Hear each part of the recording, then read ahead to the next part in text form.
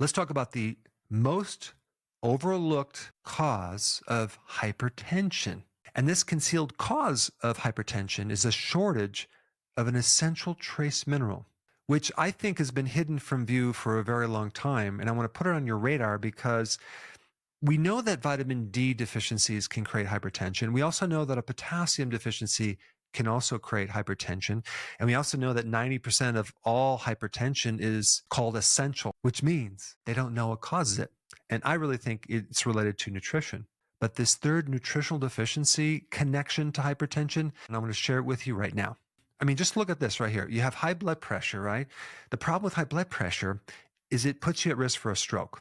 And also, if you look at a map of the United States, southern states have the highest risk of high blood pressure, hypertension, as well as the highest risk of strokes. And those southern states also correlate with a much higher deficiency of zinc in their soils.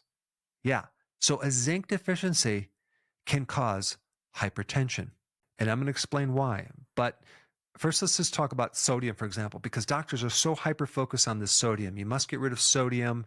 But it's been a big disappointment because a lot of people reduce the sodium and they still have hypertension and they still have to be on the medication. You also have folate. Folate, if that's deficient, can raise your homocysteine, which can lead to high blood pressure and a stroke as well.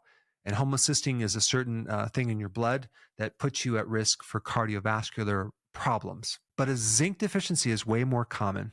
So check this out. When you're deficient in zinc, you may have already known your smell is going to be inhibited, but you might not have known that your taste will be altered as well. And what do you think that's going to do to people? It's going to cause them to add more salt, more spices within the junk food, have them reach for more Doritos or salty chips. They're trying to get more flavor from food because everything's kind of bland. And not to mention all the MSG in the food. And so it is true that an average person in the US is consuming way too much sodium from junk food and not enough potassium. But they're probably not aware that they're also deficient in zinc. When you consume too much salt, okay, without the balance of the potassium and other minerals like magnesium, you start to increase hormones like renin and this other thing called angiotensin 2, which I'm not going to get into the details of that. All you need to know is that salt will increase blood pressure through these hormones because what they do is they cause constriction of the blood vessels. So if you ever heard of an ACE2 inhibitor, and it is the #1 high blood pressure medication.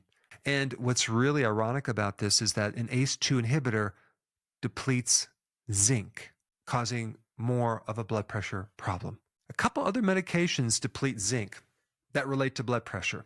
Diuretics, that's another common medication for high blood pressure. Well, guess what? Diuretics also deplete your zinc. Not to mention, antibiotics will deplete your zinc, antacids deplete your zinc, and birth control pills deplete your zinc. Now, there's a couple other mechanisms with blood pressure related to zinc as well, because zinc is a helper mineral for making nitric oxide. Nitric oxide is a vasodilator. It helps relax the blood vessels. Okay, it's really good for people with hypertension, and zinc is required to allow nitric oxide to work. Zinc is also necessary to make certain antioxidants. One is called SOD, to allow inflammation to be kept in check. I mean, inflammation is the starting point, the exact thing that starts the whole cascade effect. Zinc is also necessary for leptin, and that's a hormone that keeps you satisfied. So without enough zinc,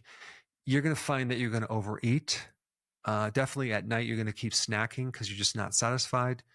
You're really looking for zinc, not Doritos.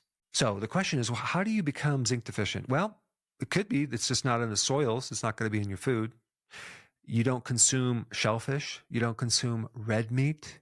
You eat too much sugar, refined carbs, alcohol, whole grains with phytic acid. Fructose especially can deplete your zinc levels. Or even your stomach acid is not strong enough. You can't absorb minerals, especially zinc. The food that has the most zinc is oysters, shellfish, red meat. And you may need to get your zinc from some other source than red meat if you have a problem with iron. All right, so now that you know this link between zinc and hypertension, check out this other link between potassium and hypertension. And I put that video up right here.